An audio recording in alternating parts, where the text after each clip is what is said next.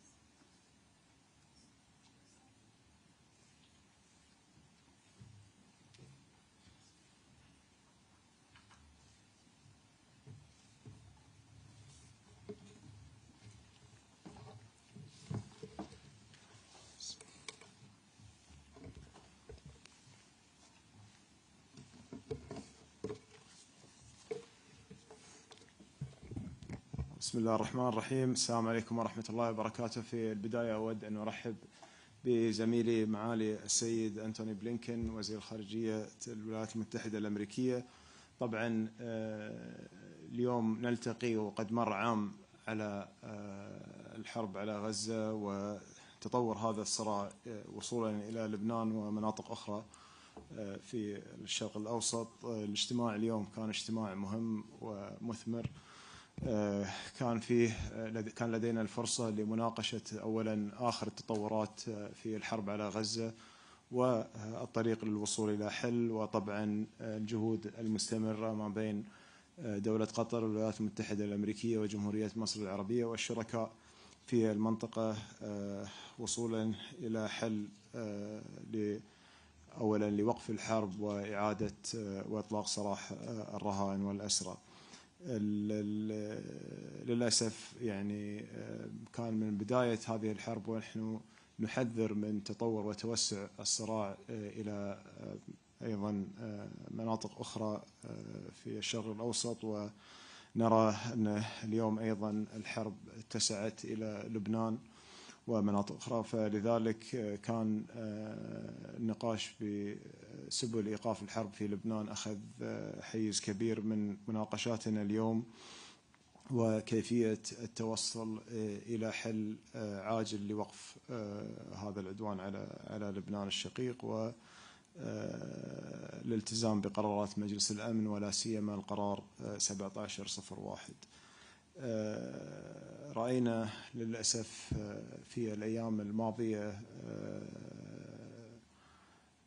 كثافة للهجمات الإسرائيلية في قطاع غزة خصوصا في المنطقة الشمالية، وندين هذا الحصار على شمال غزة والقصف الممنهج للمستشفيات ولمخيمات اللجوء. ورأينا أيضا الوضع يتطور إلى إسقاط براميل متفجرة على الأشقاء في غزة، ونرى أن هذه المرحلة المؤلمة التي نمر فيها في المنطقة يجب أن تنتهي بأسرع وقت، ويجب أن يتحلى الجميع بروح المسؤولية تجاه الأبرياء والمدنيين في المنطقة. أيضا كان لدينا فرصة للحديث على أهمية إيجاد حل مستدام للقضية الفلسطينية، وطبعا ما يسمى باليوم التالي لغزة، وهو الوصول للسلام في المنطقة بشكل عام. طبعا كان مناقشاتنا اليوم في هذا الملف مناقشات بناءة، وكان هناك كثير من المقترحات والنقاش حول هذه المقترحات. كيف من الممكن لنا أن نصل إلى وضع مستقر ومستدام في قطاع غزة وأيضا في الضفة الغربية، وصولا إلى الحل المستدام للقضية الفلسطينية، وطبعا إبقاء حل الدولتين هو المرجع الرئيسي لهذه العملية. أشكر معاليكم طبعا على زيارتكم للدوحة. الزيارة اليوم أتت في توقيت مهم جدا، وأتت في إطار جولتكم في المنطقة، ونحن متأكدين أننا بالشراكة والالتزام تجاه هذه الشراكة بين دولة قطر ودول المنطقة والولايات المتحدة من الممكن لنا أن نصل للسلام في المنطقة. شكرا معاليكم على تواجدكم معنا اليوم، ونتمنى كل التوفيق في استمرار جهودكم.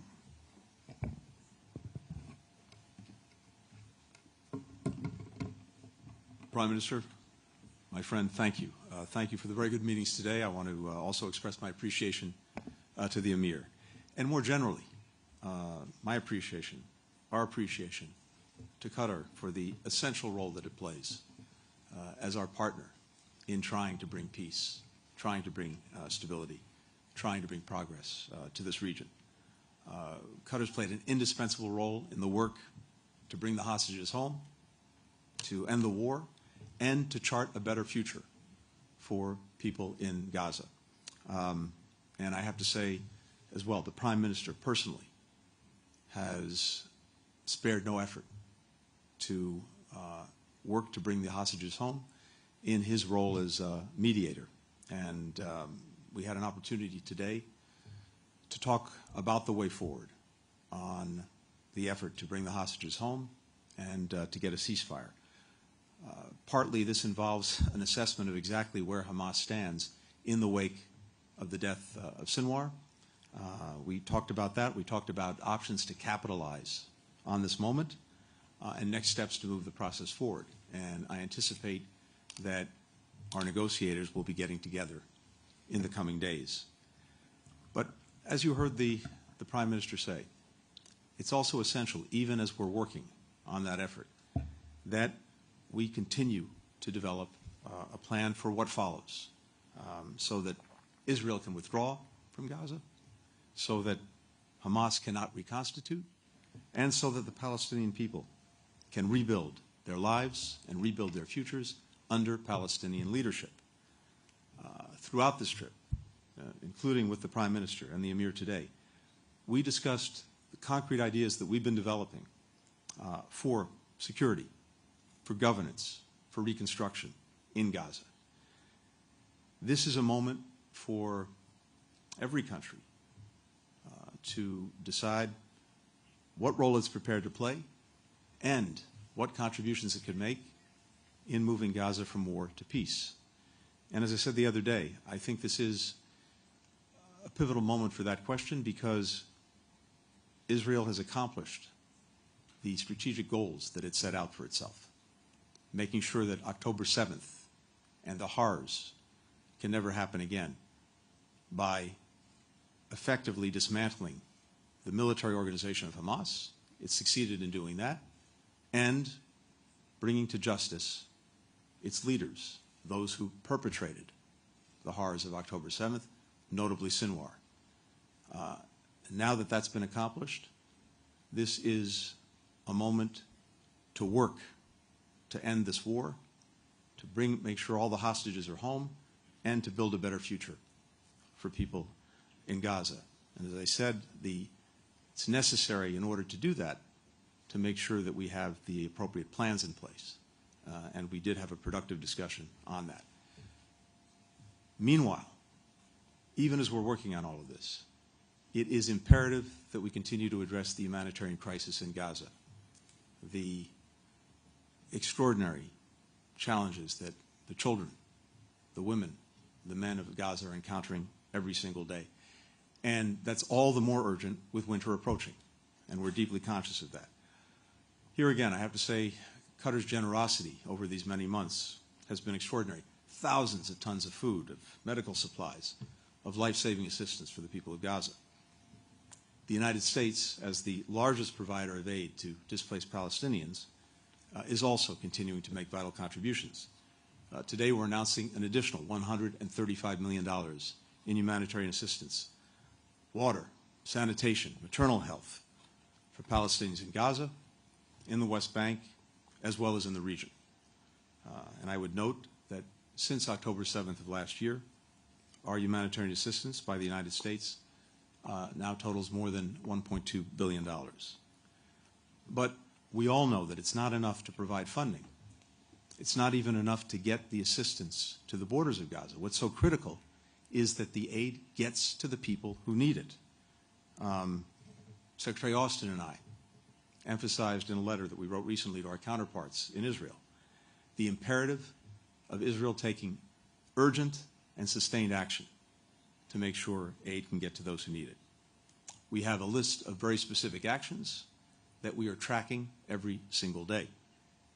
Now, there's been progress since we sent that letter, some positive steps, including the opening of the Erez passage, the decision to restart the Khan Yunis desalination plant that will give more than 1 million Gazans access to clean water, some other steps that have been taken, but this is not yet enough. And we will continue to press for and take the necessary measures to ensure that we get greater progress and that we get greater results in making sure aid gets to those who need it. Prime Minister also noted that we have been deeply focused from day one on trying to ensure that the conflict in Gaza does not spread more broadly throughout the region. And even as we have real challenges, we're working to make sure that we don't see a major escalation and major conflicts develop elsewhere. With regard to Iran, we of course are concerned about the potential for broader conflict, particularly since Iran launched its second direct attack on Israel using ballistic missiles just 23 days ago. The United States supports Israel's right to defend itself, and we've been in close coordination with Israel on what is necessary to deter further aggression from Iran and to ensure that any response does not lead to an endless cycle of escalation. We're also continuing to work with our partners in the region to make very clear to Iran that further attacks against Israel will have deeply negative consequences for Iran's interests. We're very attentive to the fact that the risk of broader conflict is high, and that's all the more reason why we're determined and acting to try to make sure that we prevent that. And then finally, on Lebanon. We've spent some good time, both with the Emir and with the Prime Minister, talking about the conflict there, and as well the important role that Qatar has been playing, including as a leading donor of humanitarian assistance.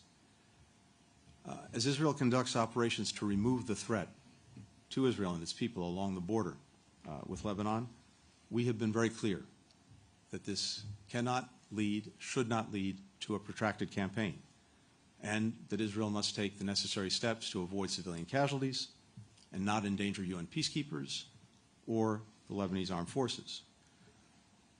Right now, we're working intensely to reach a diplomatic resolution, one that sees the full implementation of UN Security Council Resolution 1701, and as a result, allows civilians on both sides of the border to return to their homes and to be able to live there in peace and security.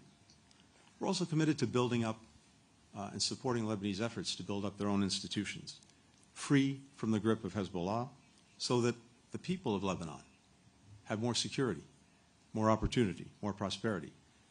Here again, Qatar has provided essential assistance to the Lebanese armed forces, including salaries and fuel. We're working with other partners to provide the Lebanese armed forces with the resources they need so that they can take greater responsibility for security throughout Lebanon, and making sure that Lebanon can reassert its sovereignty. We'll continue to support the Lebanese parties as they work to resolve the presidential vacancy and empower leadership that reflects the will of the Lebanese people. So in each of these areas, we have a very full and very active agenda. And again, I'm very grateful for the partnership of Qatar in working to bring greater peace and greater security throughout the region.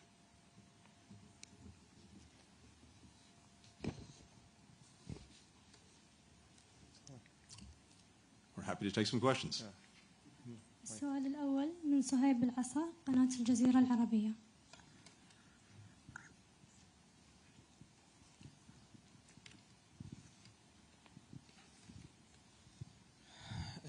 معالي رئيس مجلس الوزراء،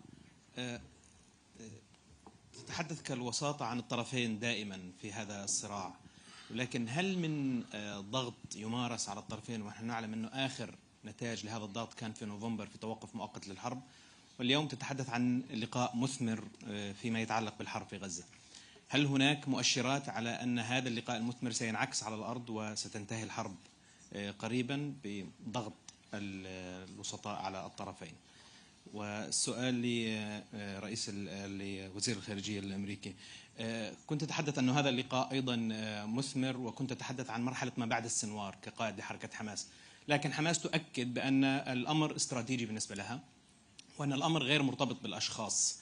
فأي مقاربة للإدارة الأمريكية لإنهاء الحرب، مع الأخذ بعين الاعتبار أن إسرائيل لم تعطي مؤشرات حتى هذه اللحظة على إنهاء الحرب، وتواصل هجومها على شمال غزة؟ هناك 200,000 إنسان يتم تجبيحهم وتهجيرهم وقتلهم بشكل جماعي. شكرا. طبعا شكرا أول شيء على سؤالك بخصوص الجهود في إنهاء الحرب. الجهود مستمرة، يعني مستمرة من يوم 8 أكتوبر أول شيء منع الحرب من النشوب، ومن ثم أيضا منع توسع رقعة الحرب واحتواء الحرب. ومثل ما ذكرت الجهود في نوفمبر أثمرت عن الإفراج عن بعض الأسرى والرهائن ووقف مؤقت لإطلاق النار. وللأسف منذ ذلك الوقت ونحن نحاول يعني قدر الإمكان الوصول إلى اتفاق لإنهاء هذه الحرب. للأسف المفاوضات مرت في عدة مراحل، المراحل هذه كان فيها تحديات كبيرة، وفي كل مرة كنا يعني نقرب فيها للحل للأسف يصير في تراجع في الخطوات. طبعا الحديث عن الاجتماعي مع الوزير بلينكن بأنه مثمر من المؤكد، يعني طبعا أول شيء زيارة الوزير للمنطقة هي زيارة مهمة، ونحن اطلعنا على نتائج مباحثاته في إسرائيل وما هو التوجه أيضا في اتجاه انهاء الحرب. والحديث الأهم اللي تطرقت له اللي هو كان عن مسألة الشأن الفلسطيني يعني، وهذا تركيز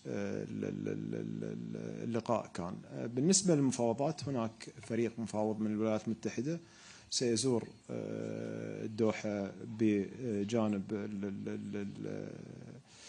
الفريق المفاوض من الطرف الإسرائيلي، وسيتم بحث ما هي السبل التي من الممكن فيها عمل اختراق في هذه المفاوضات. الآن طبعا الحديث عن وجود فرصة، الفرص دائما متاحة إذا كانت هناك قابلية للأطراف لإنهاء هذه الحرب. ونحن كما ذكرنا وكررنا مسبقا عدة مرات يعني الوسيط دوره محدود في حال وجود أي طرف من الأطراف غير منخرط في هذه المحادثات بشكل بناء وبشكل إيجابي.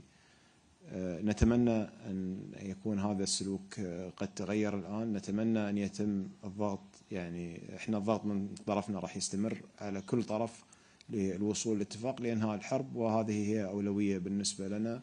وأعتقد الوزير في بيانه الصحفي قبل قليل ذكر أن نفس الأولوية توجد لدى الولايات المتحدة، ونتطلع أن يسفر ذلك على نتائج إيجابية إن شاء الله.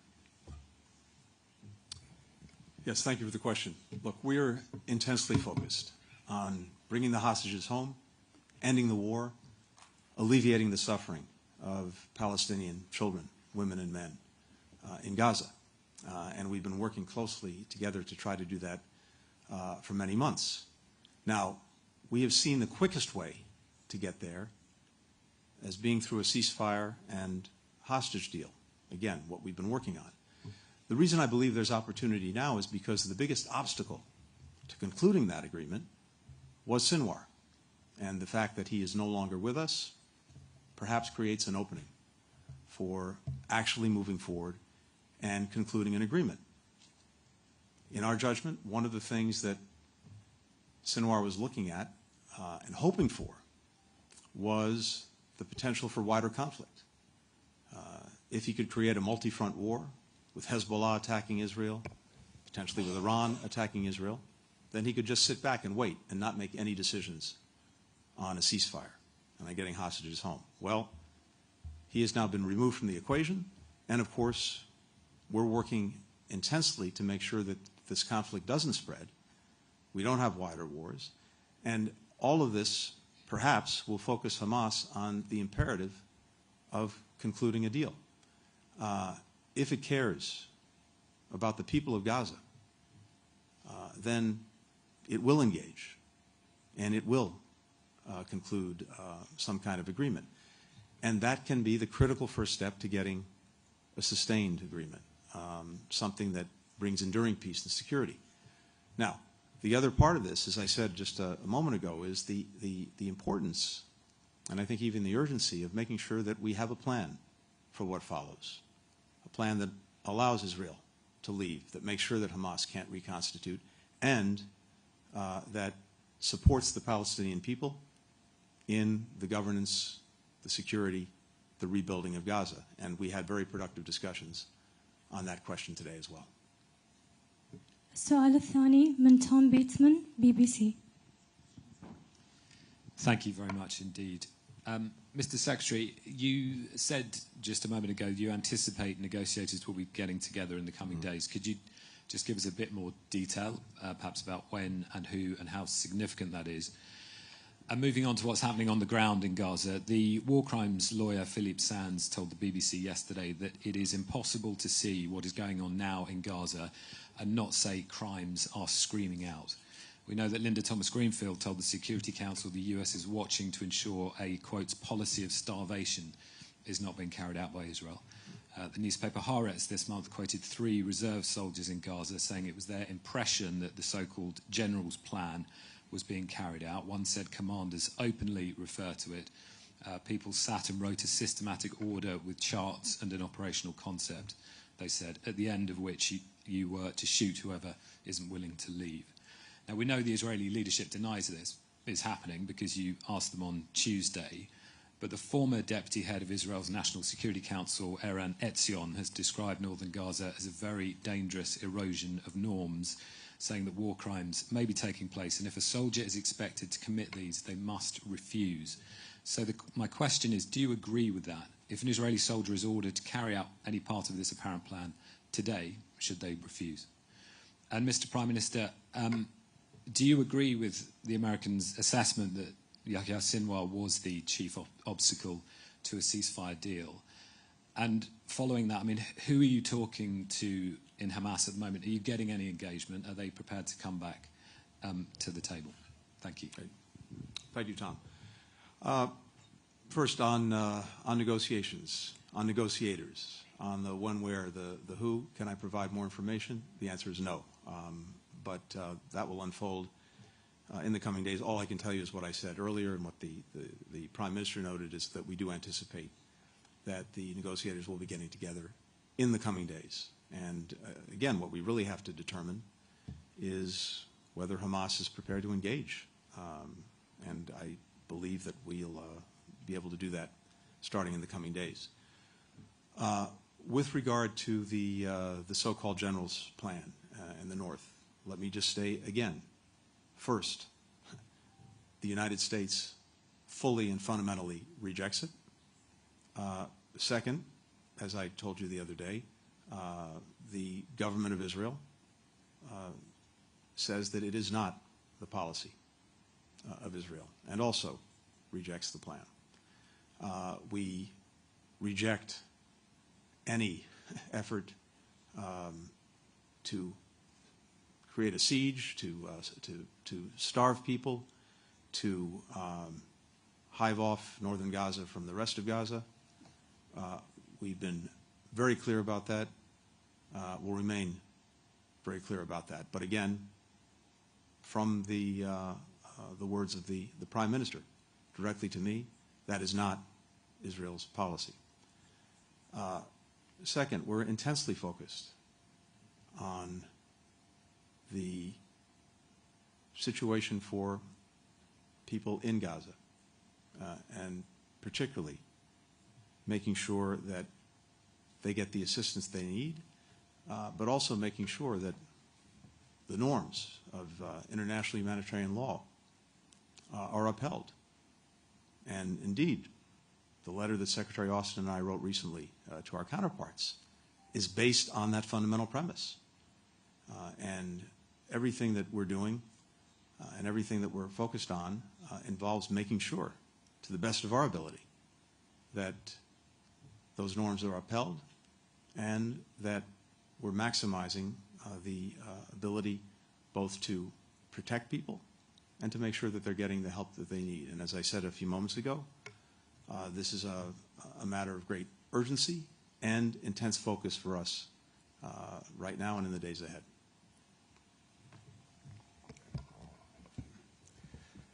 Well, thank you very much. Just answering to your question, whether we see Sinwar as an obstacle, I'm just, I need to be very clear and very mindful that our role as a mediator, we fully respect it, and our policy, we don't speak about any party who would represent the obstacle and start, to point on one over the other yet. We have, throughout the process that we've been through in mediation in different fronts, we have never seen something like this being in the media, more in the negotiation room. So you can go throughout the process and you can see on each stage where it's stopped, and it will be very clear who's stopping at each stage of that. So I just wanted to make sure that there is nothing from Qatar will say on one party or another. السؤال الثالث من أندرو ميلز رويترز. Thank you, and thank you for the opportunity to ask questions today.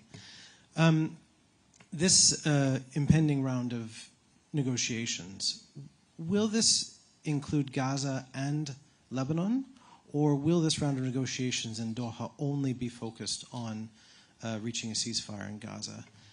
Could you also please talk about what kind of deal will be on the table? Is this President Biden's proposal from May, or will this be something new? And if it's new, what will it be?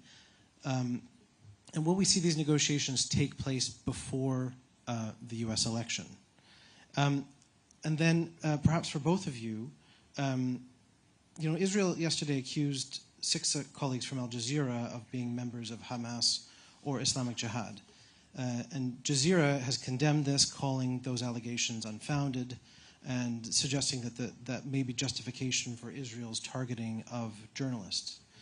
What is, I'd like to hear from both of you about your response to this latest development regarding Al Jazeera and its journalists in Gaza. Thank you. I'm happy to start. So in referring to negotiators coming back together, that was referring specifically to negotiations on the return of hostages and a ceasefire for Gaza. And that is the entire focus of their work. Separate from that is work that we're doing also very intensely on Lebanon to reach a diplomatic resolution, to see the full implementation of 1701, to enable people to return to their homes. That's separate, but it's equally intense and involves a lot of work in trying to get clear understandings of how we would implement 1701, and I think we're making progress on that. Going back to the negotiations on ceasefire and hostage deal, I think one of the things we're doing is looking at whether there are different options that we can pursue to get us to a conclusion, to get us to a result. And so we're talking both with our mediating partners in Qatar and in Egypt about that, and this is something that the negotiators will be discussing as well when they get together. With regard to the report on Al Jazeera, I can't speak to the veracity of that report. It clearly needs to be examined. We very much support the work of journalists in Gaza and everywhere else around the world, including in areas of conflict. And we're equally determined that journalists be protected. Far too many have lost their lives in Gaza. We're determined to do what we can to ensure that, again, they can do their work as safely and securely as possible, recognizing that in any conflict zone, of course, there's inherent danger. But it's imperative that this work continue. The United States strongly supports it. Well, I'm sorry, I just need, because there was a part of your question previously I didn't answer, I missed it. It's my mistake. I didn't bring my pen, so, and your question was too long, honestly, so, I mean, regarding our communication with Hamas and the leadership after Sinwar, yes, we re-engaged with them. We've been in engagement with the representative from the political office in Doha. We had some meetings with them the last couple of days. I believe that until now there is no clarity what will be the way forward or the clear position. But the position that we had with us, at least throughout the meeting or what we have sensed, it was the same position as the last paper stated. And basically, I think this would be their starting point until they come up with a further position. Regarding your question about Al Jazeera journalists, first of all, you know, Al Jazeera is an independent media institution that run out of Doha, and we are very proud of it as an institution that has it's gained the respect around the world. Its coverage for different conflict zones been commended, and I think this is not only covering the conflicts in the Middle East, even we see their coverage, whether it's on the war in Ukraine or other areas in the world, and we have never seen the journalists being treated the way that's being treated in Gaza, unfortunately.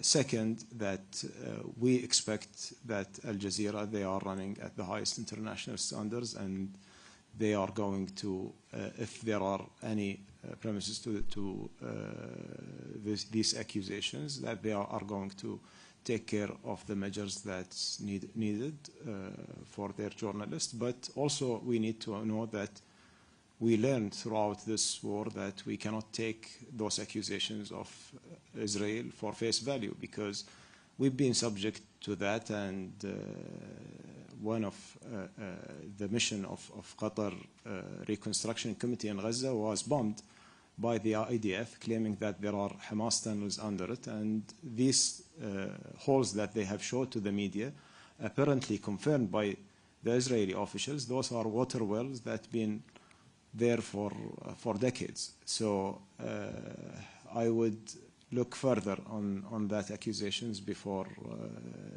taking it like this for granted. And finally, I just echo what the Secretary has mentioned about the protection of the press in different conflict zones. It's necessarily, it's mandatory on in the international law, and I think that there is no any justification for targeting the press, nor the civilians, of course, but the press, especially in the war zones. Whatever the justification is, I think it's not acceptable. السؤال الرابع والأخير من فرنوش أميري AP News. Thank you, Secretary Blinken and Prime Minister, for taking questions. My question is, we've reported that there's an Egyptian proposal on the table that Qatar supports for a short pause in fighting, in which Hamas would release a handful of hostages and humanitarian aid deliveries would be increased. What is the status of that proposal after, Secretary Blinken, after your discussions with Israel and Arab partners this week, including the Prime Minister? And then secondly, I wanted to ask this question to both the Prime Minister and the Secretary. How confident are you in Israel's assurances that any retaliation strike against Iran will not lead to further escalation in the region at this moment? Thank you. So I'm not going to go into any details of what's on the table or potentially on the table with regard to the hostage and ceasefire deal. As I said a moment ago, we're looking at different options. But as you heard the Prime Minister say, we haven't yet really determined whether Hamas is prepared to engage. But the next step is getting the negotiators together, and I anticipate we'll know and we'll certainly learn more in the coming days. The bottom line is that, again, the quickest way to actually get hostages home, to actually get much more relief to the Palestinian people who so desperately need it, and to stop the conflict is through such an agreement. And at the same time, as I said, we also have to be working on, as we are, the plans for what would follow. But we'll know more, I think, in the coming days. But again, the fundamental question is Hamas serious? My hope is that, again, in our judgment, Mr. Sinwar was the biggest obstacle to actually concluding an agreement. My hope is that now their minds will be concentrated and we can get there and make progress. As I said also a moment ago, we strongly support Israel's right to defend itself. We've seen 2 unprecedented attacks, direct attacks by Iran on Israel, with hundreds of missiles, including ballistic missiles, drones, other munitions. And thanks to the work we and a number of other countries did, Israel was able to defend itself, but these were extraordinarily dangerous, particularly with the potential for leading to a major escalation, and of course in the first instance, a loss of life. So we've been working with Israel to look at what can be done to effectively deter any further Iranian attacks. And that's vitally important to making sure that we have peace and stability in the region. But equally, we want to make sure that any response is done in a way that does not contribute to or spark an endless cycle of escalation. That's not in anyone's interest. So that's what we're working on.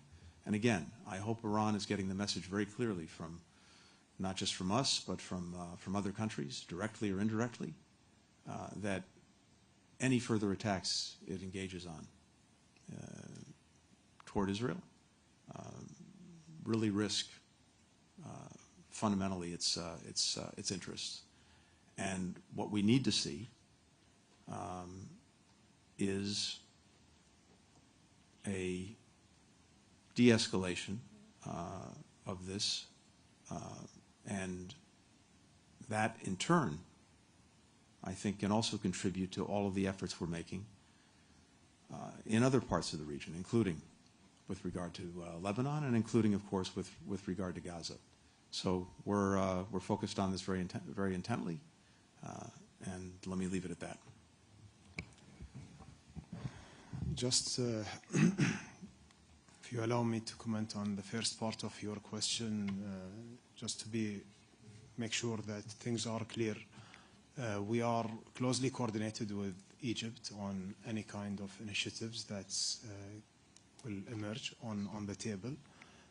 Today, there are an ongoing discussion between Egypt and Hamas. We hope that these discussions will yield to something positively, and the discussion that will come afterward, it will be a follow-up for that. So we are hoping to achieve something, as we are all serving the same goal. Regarding the potential escalation or what's happening right now in the region, Qatar policy remains the same, that we want to avoid any escalation from getting further. We are trying to talk to all the parties, and that's what's been doing for the last year now, in order to contain the situation and to avoid any escalation from erupting to a regional war, which all of us, I think, we want to avoid.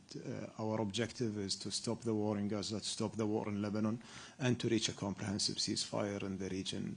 I believe the region been through a lot, especially in the last year, and it's enough. It's the time now for us to be more focused on bringing peace to our people in that region, and to focus on their prosperity and development, rather than just, speaking about conflict and seeing just rounds of an endless escalation. Thank you. والآن نختتم المؤتمر الصحفي. شكرا لمعالي رئيس مجلس الوزراء ووزير الخارجية وسعادة وزير الخارجية الأمريكي وممثلي وسائل الإعلام. والسلام عليكم ورحمة الله وبركاته.